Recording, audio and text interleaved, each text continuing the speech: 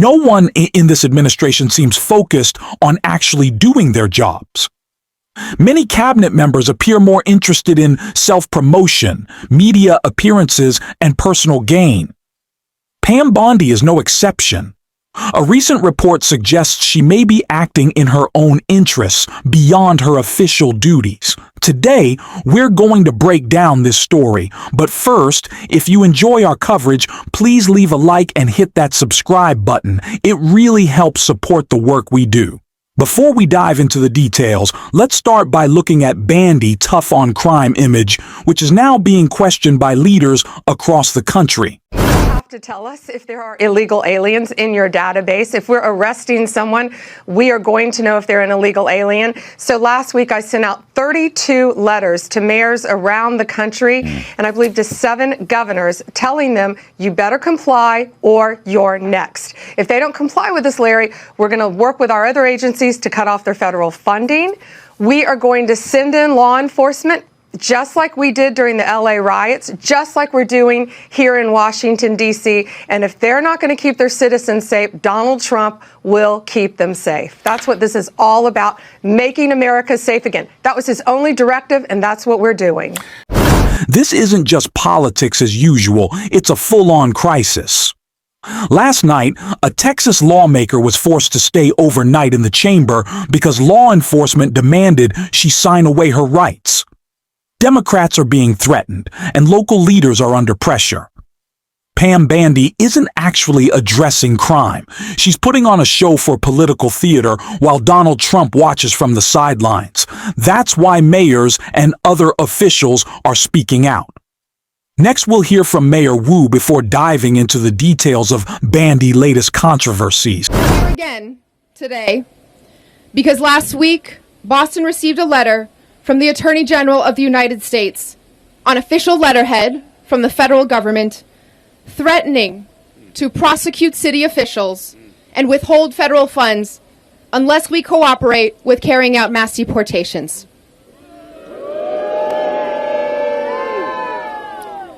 At a time when this federal administration is already causing so much fear and harm in our communities, these threats are serious and consequential.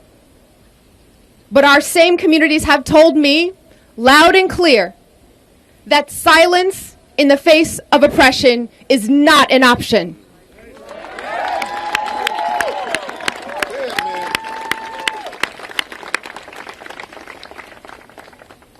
The U.S. Attorney General asked for a response by today. So here it is.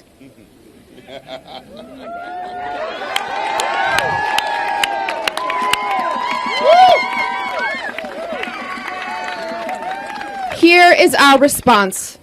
Stop attacking our cities to hide your administration's failures.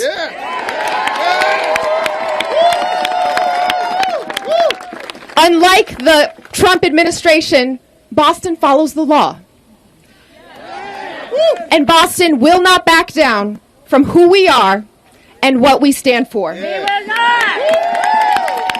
This is what it looks like. People do not bend to them. That's what they want. When you capitulate, they're only going to come back. You give a bully your lunch money. Do you think he goes and invests it? Or do you think he comes back for more the next day? Let's be real.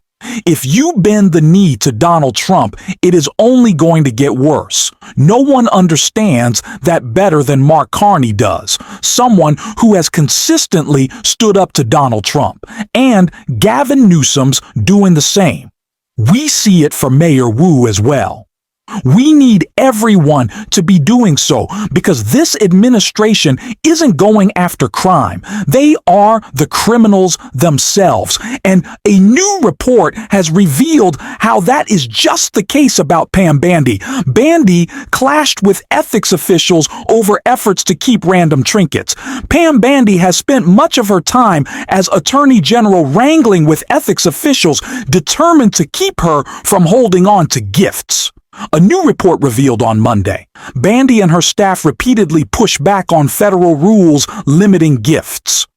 A source familiar with the discussion told The New Yorker, Among the items at issue, a FIFA soccer ball that Trump himself lobbed her away after a meeting, and a box of cigars from mixed martial arts star Conor McGregor, who recently lost his appeal in a civil case where he was found liable for assault. Every new administration needs time to adjust to ethics rules that might seem trivial, the source said. What wasn't normal was the amount of pushback that we got. A Department of Justice spokesperson told the Daily Beast, when the AG receives an item, DOJ staff consults with ethics officials as required and fully complies with their guidance. This isn't newsworthy or controversial. But that's not the case. In July, right as the Jeffrey Epstein scandal dominated headlines, Bondi made clear she wanted a seat in the presidential box at the FIFA Club World Cup finals. Ethics officials warned that accepting the perk could violate federal gift restrictions. Bondi staff argued she might need to be there to brief Trump on security matters. Sure, she was told she could enter the box, but to answer the president's questions, that was it. Bondi and her husband nonetheless joined Trump in the VIP section where he gave her his trademark thumbs up.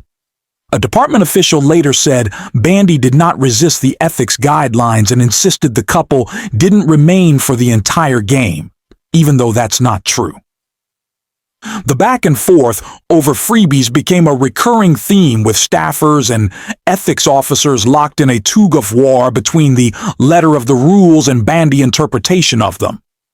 The source suggested Trump, meanwhile, took anything he could get, even the original Club World Cup trophy, along with a medal and a place on the stage as visitors Chelsea Football Club celebrated their win. It's no surprise that Pam Bondi is running afoul of federal ethics rules. She's not following the law, not listening, and clearly not concerned with accountability.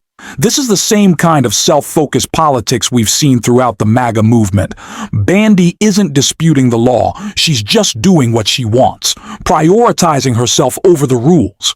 Insider trading, questionable gifts, and even misuse of resources highlight the lack of ethics in this administration. Meanwhile, victims of Jeffrey Epstein's crimes are ignored, with cover-ups taking priority over justice. It's not about public service or delivering on promises, it's all about personal gain. That's why leaders like Bondi face such criticism and why their popularity continues to decline. Protesting against Trump for him botching the situation with Ukraine and Russia. Those people outside the White House today are in crowded company. If you look at the latest approval ratings, the latest polling, national polling on this issue, the latest Pew poll that's just out asked this question, for example, quote, how confident are you that Donald Trump can handle the war between Ukraine and Russia? Americans say they are not confident in Trump's ability to handle the Ukraine-Russia war. Americans are not confident in Trump's ability to handle that matter by an 18-point margin. He is 18 points underwater on his handling of Russia and Ukraine. That said, the whole Pew poll on what Americans think right now about President Donald Trump is just one thing after another that's that bad or worse. Are you confident in Trump's ability to handle things with Iran? Not confident by a 12-point margin. Are you confident in Trump's ability to make wise decisions when it comes to global energy issues? Not confident by an 18-point margin. Are you confident in Trump's ability to work effectively with our allies? Not confident by an 11-point margin. Are you confident in Trump's ability to manage our policy toward China, our relationship with Canada, our relationship with Israel? No, no, and no. Not confident in any of those things. Do you approve or disapprove of Trump's tariff policies? Oh, Americans disapprove of Trump's tariff policies by a 23-point margin. How confident are you in Donald Trump's ability to make good decisions about foreign policy? Not confident by a 14-point margin. How confident are you in Donald Trump's ability to manage the executive branch effectively? Not confident by a 15-point margin. All in all, what effect is Donald Trump having on the way the federal government works in Washington? Americans say, he is making things worse. By a 26-point margin, Americans say he is making everything in Washington worse, not better. Would you use the word honest to describe Donald Trump? No, by a 26-point margin. Would you say Trump is a good role model? Americans say no, by a 41-point margin. This is a nice one. Do you approve or disapprove of the way the Trump administration is handling information related to the government's investigation of Jeffrey Epstein? 70% disapproval on that one. 70% disapproval. Tonight, Fox News is reporting that the deputy director of the FBI, a former podcast host named Dan Bongino, is effectively out of his job. He is the FBI deputy director. They are adding another person with that same job title to the FBI to be co-FBI deputy director with Dan Bongino. So you tell me what that means about whether or not Dan Bongino is out of a job. Bongino, of course, has reportedly objected to the Trump administration's efforts to block the release of records related to Jeffrey Epstein. Both before and after it was reported that FBI agents were assigned to redact Trump's name from the files related to Epstein's case. Bongino, a reported critic of the administration's decision on this matter, somebody who has confronted, reportedly, Attorney General Pam Bondi on this issue, among other things. MSNBC has not confirmed this reporting tonight from Fox News, but again, the Fox reporting tonight is that Dan Bongino is effectively out.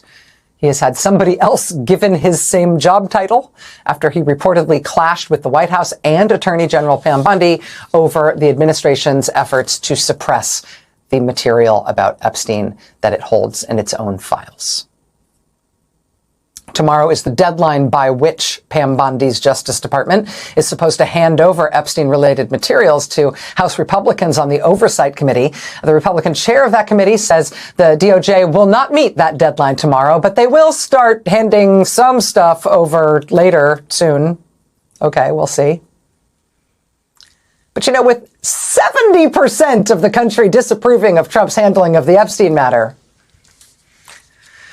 perhaps it is mathematically inevitable that the overall popularity of this president continues to plummet. His support with the American people just continues to drop to, I think, levels that we could not have foreseen at the start of this second presidential term. Trump's overall approval rating right now is underwater by a 22-point margin. By 22 points, Americans disapprove of the job Trump is doing as president. Honestly, it's hardly surprising that approval ratings are hitting such lows. It really shouldn't have taken this long.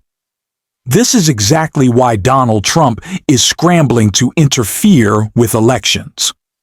He knows how desperate he is to cling to the last 2 years of his presidency.